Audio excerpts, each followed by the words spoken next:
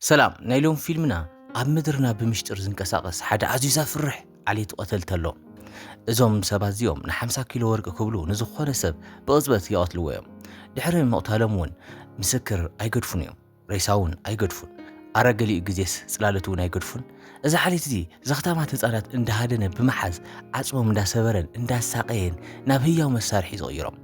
ነገር ግን ካብዞም ቀተልቲ ሓደ ኣምሊጡሎም ሕጂ ድማ ነቲ ዝፈጠሮን ህይወቱ ዘበላሸውን ዓሌት ንምጥፋእ ቆሪጹ ተላዒሉሎ እዚ ታሪኽ እዚ ናይቲ ቁፅሪ ሓደ ሓደገኛ ቀታሊ ዓለም ዝነበረ ሕጂ ግን ንፈጠርቱ ዓብዪ ቅልውላው ዝኾነ ራይዞ ዘዘንቱ ታሪክ እዩ ንብዙሓት ክፍለ ዘመናት እዚ ዓሌት ኦዝኑ ኣብ ጸልማት ክንቀሳቐስ ጸኒሑ እዩ ዘኽታማት ህፃናት ብምጭዋይ ዓለም ሪኣቶም ዘይትፈልጥ ጨካናት ንንጃታት ከም ዝኾኑ ይገብርዎም ነበሩ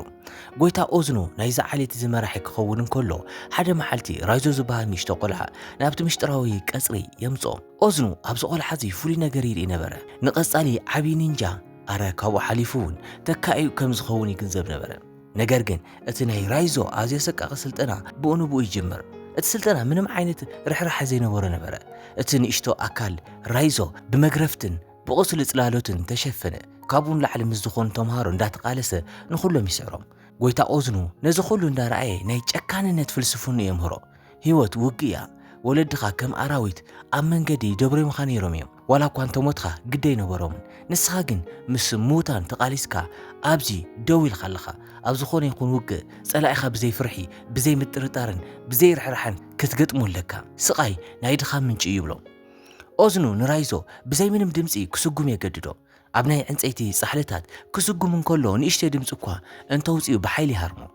ራይዞ ድኻም ክጸልእ ብፍላይ ድማ ናይ ባዕሉ ድኻም ክጸልእ ይነግሮ እጋሩ ብደም ይጥልቅያ ነገር ግን ነቲ ስቃይ ተፃዊሩ ዝተዋሃበ ስራሕ የጠቃልል ኣብዚ ምሸት እዚ ብሰንኪ ስቃይ እጋሩ ክድቅስ ኣይከኣለን ኣብዚ እዋን እዚ ኪራኮ ዝተባህለት ጓል ናብኡ ትመጽእ ኣብቲ ቁስሉ መድሓኒት እንዳገበረትሉ ነቲ ስቃይ ተቃለሉ ኪራኮ ኒንጃ እኳ እንተኾነት ከምቶም ካልኦት ቀተልቲ ዘይኮነትስ ለዋህ ልቢ ነበራ ኣብዚ ቅትለት ዝነገሰሉ ዓለም ንዓ ዝኸውን ቦታ ይነበረን ዓመታት ሓለፉ ራይዞ ካብ መዓልቲ ናብ መዓልቲ እንዳጠንከረ ከደ ሓደ መዓልቲ ታኬሺ ምስ ዝበሃል ላዕለዋይ ኒንጃ ክቃለስ እንከሎ ክስዕሮ ሒደት ተሪፎ ነበረ ነገር ግን ታኬሺ ብምጭብርባር ንራይዞ ኣቑሲሉ ኣብ መሬት ይድርብዮም ኦዝኑ ብታኬሺ ዘይኮነስ ብራይዞ ኣዝዩ ይቁጣዕ ድኻማ ሪኢኻ ብዝብል ድማ ንራይዞ ኣብ ከብዱ ይሃርሞ ነቲ ስቃይ ክፃወሮ ዘይኽእል እኳ እንተነበረ ራይዞ ሙሉእ ለይቲ ብስቕታ ይሳቐ ንጎ ግን ምንም ከም ዘይተፈጠረ ኮይኑ ብሰላም ተቐሚጡ ይርከብ ኦዝኑ በዚ ጽርዓት እዚ ይሕጎስ ኪራኮ ኣብቲ ቀጽሪ ኣብ ዘለዎ እዋም ዝተጠምጠሙ ሽወታት ክትቆርጽ እንከላ ራይዞ ይርያ ጎይታ እንተፈሊጡ ክኾርዮ ክኢሉ እኳ እንተጠንቀቓ ንሳ ግን እዞም እዋም እዚኦም ልቢ ኣለዎም ክእሰራ ይግብኦም ትብሎ ራይዞ መጀመርታ ኣይርዳእን ነይሩ ነገር ግን ናይ ንሕድሕዶም ትርክታ ልቢ ክሰምዑ እንከለዉ ኣብ መንጎኦም ፍቕሪ ይፍጠር ፍቕሪ ክልኩል ኣብ ዝኾነሉ ናይ ቅትለት ማእኸል ኣብ መንጎኦም ናይ ስቕታ ፍቕሪ ዓንበበ ሓደ ምሸት ኦዝኑ ስልጠኑ ይቕጽል ንራይዞ ዓይን ብጨርቂ ኣስሮሞ ንሓደ ዓመት ዝኣክል ስምዒታት ከይተጠቐምካ ክትነብር ኢኻ መጀመርታ ድማ ብዘይ ዓይኒ ምክልኻልን ምቅላስን ክትመሃር ኢኻ ይብሎ ታኬሺ ብሰይፍ መጥቃዕቲ ይስንዝረሉ ራይዞ መጀመርታ እኳ ከቢድ ማህረምት እንተወረዶ ቀስ ብቐስ ግን ድምፂ እግርን ናይ ሰይፊ ኣብ ኣየር ምንቅስቓስን ብምስማዕ ይመሃር ኣብ መወዳእታ ድማ ናይ ባዕሉ ናይ ሰንሰለት ካራ ተጠቒሙ ንታኬሺ ኣብ መሬት ይድርብዮ ድሕሪ ሂደት መዓልታት ሓያል ዝናብ እንዳዘነበ እንከሎ ኪራኮ ካብቲ ዓሌት ክተምልጥ ትውስን ራይዞ ድማ ደው ከብል ኣይፍትን ኦዝኑ እንተሒዝኪ ክቐትለኪ ኢሉ የጠንቅቓ ኪራኮ ግን ኣብዚ ናይ ቀትለት ዓለም ክትነብር ከም ዘይትኽእል ነጊራቶ ምስኣ ክጠፍእ ተሓቶ ራይዞ ግን ሕጂ እውን ንጎይትኡ እሙን ስለ ዝነበረ እምቢ ይብል ኪራኮ በይና ኣብቲ ዝናብ ትስወር ነገር ግን ኦዝኑ ኣቐዲሙ ይፈልጥ ነበረ ኪራኮ ተታሒዛ ትመጽእ ንጽባሐይቲ ድማ ኦዝኑ ንታኬሺ ኣብ ቅድሚ ራይዞ ንኪራኮ ክቐትላ ይዞ ታኬሺ ድማ ሰይፉ ኣብ ደረታ እትዎ ኪራኮ ኣብ ቅድሚ ራይዞ ህይወታ ትሓልፍ ራይዞ ልቡ እኳ እንተተሰበረ ብፍርሕን ብተኣማንነትን ዝተኣሰረ ተምሃራይ ስለ ዝነበረ ምንም ክገብር ኣይከኣለን ዓመታት ሓለፉ ራይዞ ሕጂ እውን ሙሉእ ቀታሊ ኮይነሎ ኦዝኑ ንመጀመርታ ግዜ ተልእኾ ናብ ከተማ ይወስዶ ዕላምኦም ድማ ኪንግፒን ዝበሃል ሃብታም ነጋዳይ መቕታልን ነቲ ክቡር ሰዓቱ ምስራቕን እዩ ነይሩ ራይዞ ኣብ ኪንግፒን መጥቃዕቲ ይሰንዘር እቲ ሰብኣይ ኣዝዩ ገጂፍን ሓያልን እኳ እንተነበረ ራይዞ ብጨካንነት ተቃሊሱ ርእሱ ኣብ ናይ ሽቓቕ እምኒ ብምውቃዕ ይቐትሎ ራይዞ ከቢድ ቆሲሉ እኳ እንተተመለሰ ነቲ ሰዓት ንኦዝኑ የረክቦ ኣብዚ መንጎ እዚ ታኬሺ ካልእ ክተምልጥ ዝፈትነት ጓል ሒዙ ይኣቱ ኦዝኑ ንራይዞ ነዛ ንድእቲ ጓል ክቐትላ ይእዞ ራይዞ ናይዛ ጓል ገጽ ክሪን ከሎ ዝረአየ ገጽ ኪራኮ እዩ ነይሩ ክገብሮ ይከኣልን የግዳስ በሃንደበት ናብ ኦዝኑ ዘይሩ ብሰንሰለት ካራ ነቲ ናይ ጎይቱ ኦዝኑ ገጽ ይቐዶ ኦዝኑ ድማ ሓሪቑ ዓቢዱ ኩሎም ንንጃታት ንራይዞ ንክቐትልዎ ይእዝዝ ራይዞ ንብዙሓት እኳ እንተቐተለ ብቁፅሪ ስለ ዝበልፅዎ ብኸቢድ የቕስልዎ ኣብ መወዳእታ ድማ ካብቲ ህንፃ ተደፊኡ ናብ ታሕቲ ዘሎ ማይ ይወድቕ ሕጂ እቲ ታሪክ ኣብ ጃፓን ከተማ ኦሳካ እዩ ዘርእየና ሓደ ሓያል ናይ ያኩዛ መራሒ ኣብ ዝባኑ ውቃጦ ክገብር ይረአ እቲ ውቃጦ ኣዝዩ ስለ ዘሕመሞ ኣብቲ ወቃጢ ይጭድር ኣብዚ መንጎ እዚ ረዳቱ ሓደ ደብዳቤ ሒዙሉ ይመጽእ ነቲ ደብዳቤ ከፊቱ እንተረኣየ ግን ኣብ ውሽጢ ዘሎ ወረቐት ዘይኮነስ ጸለምቲ ሕፃ ነበረ እቲ ናይ ያኩዛ መራሕን ሰባቱን ነዚ ፍሉይ ነገር እዚ እንዳረኣዩ ይስሕቑ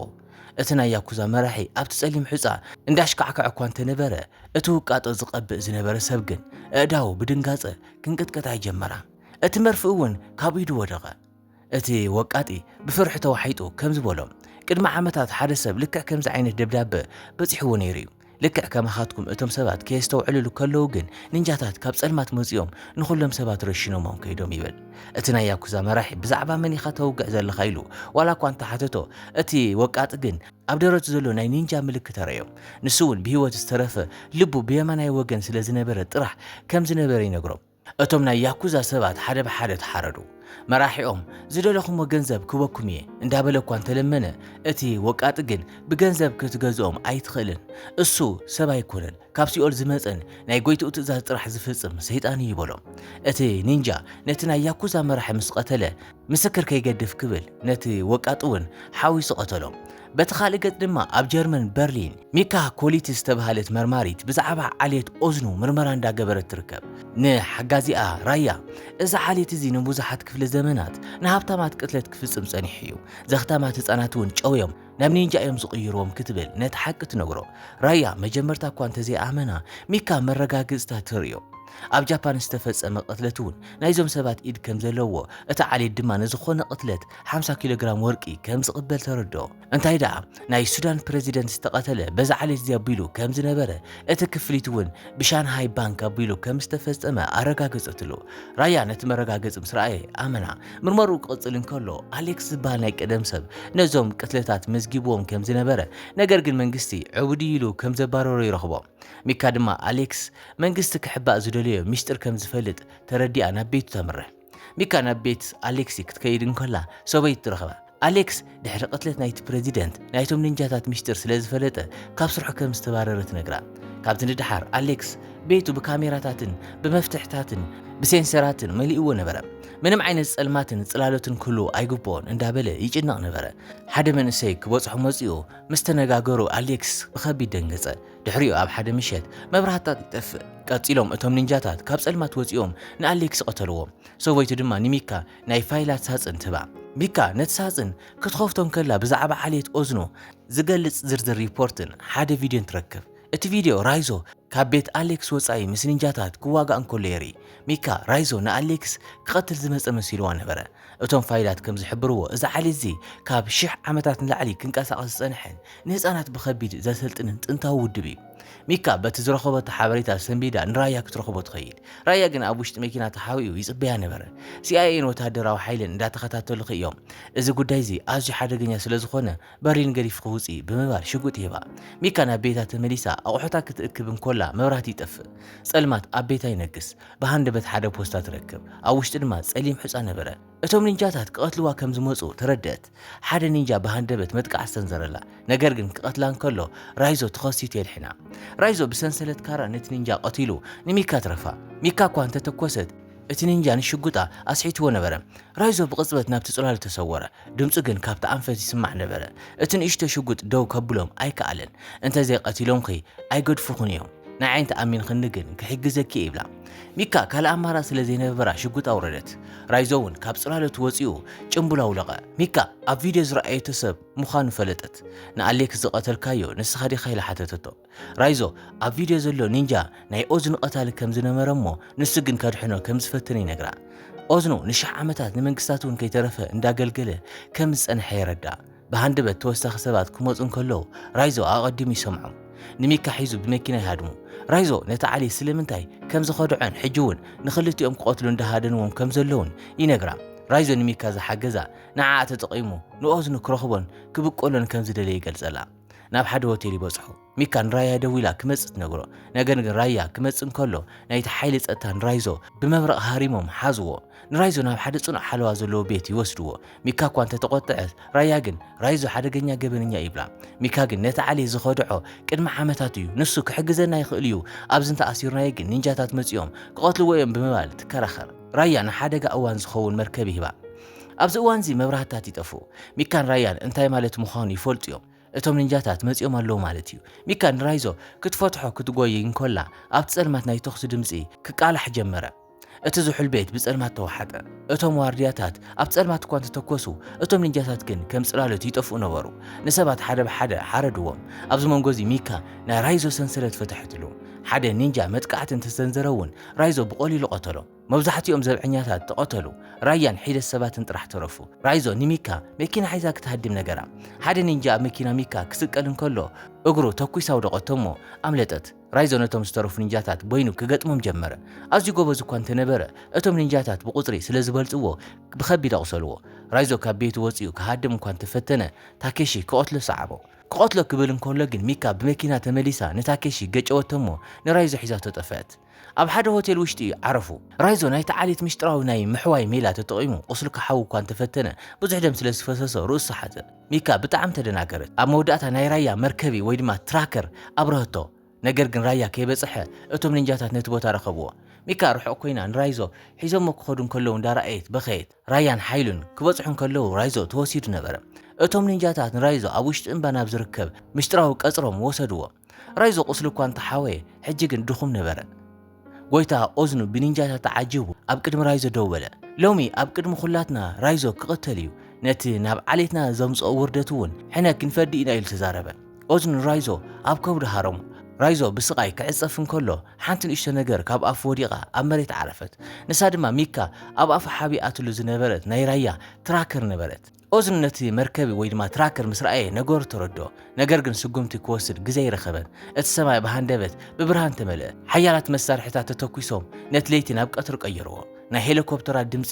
እውን ነቲ ኸበባ እናወፅኦ ራያን ኣህጉራዊ ናይ ኩናት ሓይልታቱን ነቲ ቀጽሪ ወረርዎ ኣብ ጸልማት ክዋግኡ ዝለመዱ ኒንጃታት በቲ ሃንደበታዊ ብብርሃን ዓይኖም ስለ ዝተደጉሐ እንታይ ክገብሩ ከም ዘለዎም ተደናገሩ መብዛሕትኦም ኒንጃታት ከይተንቀሳቐሱ ተረሸኑ ኦዝንን እቶም ዝተረፉ ኒንጃታትን ናብቲ በዓት ኣተዉ ሚካ ብቁልጡፍ ከይዳ ናብ ራይዞ ሰንሰለቱ ፈትሐትሉ ራይዞ ግን እዚ ናይ መወዳእታ ወግኡ እዩ ብምባል ናብቲ ህንፃ ዘልዩ ኣተወ ኣብ ውሽጢ እቲ ህንፃ ታኬሺ መንገዲ ዓፀወሉ ንራይዞ ብሕርቃን ከም ዝዓብድን ሜልኡ ከም ስእንን ንምግባር ክብል ብዛዕባ ናይ ኪራኮ ሞት እንዳልዕለ ክላገጸሉ ጀመረ ራይዞ ግን ስምዒቱ ምቁፅጻር ተማሂሩ እዩ ብሰንሰለት ካርኡ ናይ ታኬሺ ጸብዕ ተቆረጸሉ ድሕሪኡ ነቲ ካራ ኣብ ጉረርኡ ሰኪዑ ንታኬሺ ንዘለኣለም ካብዛ ዓለም እዚኣ ኣሰናበቶ ራይዞ ጉዕዞ ቀፂሉ ንኦዝን ረኸቦ ራይዞ መጥቃዕቲ እንተሰንዘረ እኳ ኦዝኑ ብሰይፊ ናይ ራይዞ ሰንሰለት በጠሶ ኦዝኑ ይቅርታ ሕተትሞ ናይ ዝዓሌት ዝቕጽል መራሕኩን ኢሉ ናይ መወዳእታ ዕድል ዋላ እኳ ክህቦ እንተፈተነ ራይዞ ግን እንደገና ንኦዝኑ ከም ዘይንብርኸኽ ከም ዘይሰግደሉ ይነግሮ እቲ ውግእ ቀጸለ ራይዞ ሰይፊ ሒዙ ክዋጋእ ዋላ እኳ እንተፈተነ ናይ ጎይትኡ ዝኣክል ብቕዓት ኣይነበሮምን ኦዝኑ ብኸቢድ ኣቑሰሎ ኣብ መሬት ድማ ደርበዮ ብሰንኪኻ ብዙሓት ሞይቶም ናይ 1000 ዓመት ስራሕና ዓንዩ ንስኻ ናይ በዓልኻ ስድራ ቤት ኣጥፊእኻ ይብሎ ራይዞ ግን ብንዕቐት እንዳረኣዮ ንስኻ ቦ ይኩንካን እዚ ድማ ስድራ ቤት ኣይኮነን ናይ ሓቂ ነፃነት ከተንፍስ ዝኽእል ንዓኻ ክቐትለካ እንከለኹ ጥራሕ ይብሎ እንደገና ተጋጠሙ ኦዝኑ ከም ጽላሎት ናይ ምስዋር ሜልኡ ተጠቒሙ ካብ ዘይፍለጥ ኣንፈት ክሃርሞ ጀመረ ራይዞ ግን ነዚ ሜላ እዚ ንሱ እውን ተማሂርዎ እዩ ናይ ኦዝኑ ምንቅስቓስ ኣቐዲሙ ብምግንዛብ ኣብ ከብዱ ኣቑሰሎ ኦዝኑ እንደገና ተሰወረ ኣብዚ እዋን እዚ ግን ራይዞ ብኸቢድ ይቆስል ክውድኦ ክብል እንከሎ ድማ ብሃንደበት ናይ ተኩሲ ድምፂ ተሰምዐ ሚካ ስዒባቶም ኣትያ ነይራ ንኦዝኑ ኣብ ዝባኑ ተኮሰትሉ ኦዝኑ እኳ እንተቆሰለ ብዝገርም ቅልጣፈ ንሚካ ሒዙ ሰይፊ ኣብ ደረታ ሰኩዕላ ሚካ ኣብ መሬት ወደቐት ኦዝኑ ናብ ራይዞ ዞር በለ ነገር ግን ራይዞ ሕጂ ከም ጽላሎት ናይ ምዃን ጥበብ ክሳብ መወዳእታ ተጠቒሙሉ ነበረ ኣብቲ ጸልማት ተሰዊሩ ካብ ድሕሪ ኦዝኑ ተኸሰተ ብሓደ ቅጽበት ናይ ኦዝኑ ኢድ ቆረጾ ድሕሪኡ ሰይፊ ኣብ መንኩቡ ሰኩዕሉ ናይ ኦዝኑ ዓሌት መራሒ ዝነበረ ጨካን ኦዝኑ ተቐተለ ራይዞ ንሚካ ተሰኪሙ ናብ ደገ ወፀ ናይቲ ዓሌት ናይ ምሕዋይ ሜላ ተጠቒሙ ድማ ደማ ደው ኣበለላ ሓካይም ክመጽእ ከለዉ ሚካ ብሂወት ምትራፋ ከኣምኖ ይከኣሉን እቲ ሰይፊ ኣብ ደረታ ሰሊኹ ሓሊፉ ነይሩ እሞ ነገር ግን ናይ ሚካ ምስጢር ተፈለጠ ልባ ብየማናይ ወገን ነበረ ራያን ሓይሊ ጸጥታን ኒሚካ ሒዞም ናብ ሰላማዊ ቦታ ኸዱ። ራይዞ ኣብቲ ቀጽሪ ወሰን ደው በለ። ንመጀመርታ ግዜ ነቲ ከባቢ ዓሌት ዝሰረቆ ክቡር ሰዓት ኣውፅኡ ደርበዮ። ናይ ኪራኮ ካራ ኣልዕለ እሞ ኣብቶም ኣእዋም ተኣሲሮም ዝነበሩ ሽቦታት ኩሎም ቆረጾም። እቶም ኣእዋም ነፃ ወፁ። ቅድሚ ዓመታት ኪራኮ ክተምልጠሉ ዝፈተነት መንደቕ ደይቡ ናብቲ ዱር ጫካ ተዓዘበ። ኣብ ህይወቱ ንመጀመርታ ግዜ ራይዞ ዓሚቕ ናይ ነፃነት ምስትንፋስ ኣተንፈሰ። ናይ ታሪክ እዚ ዘምህረና ድማ ምንም እኳ ጸልማት እንተበዝሐ ብትብዓት ብትኽክለኛ ውሳነን ኩሉ ግዜ ናብ ብርሃን ዝወስድ መንገዲ ከም ዘሎ ይዛረደና። ባርከስ ክቡራት ተኸታተልትና ናይ ሎም ፊልምና ነዚኣ ትመስል ነይራ። ክሳብ ብኻሊእ ፊልም ንራኸብ። ሰናይ ቀን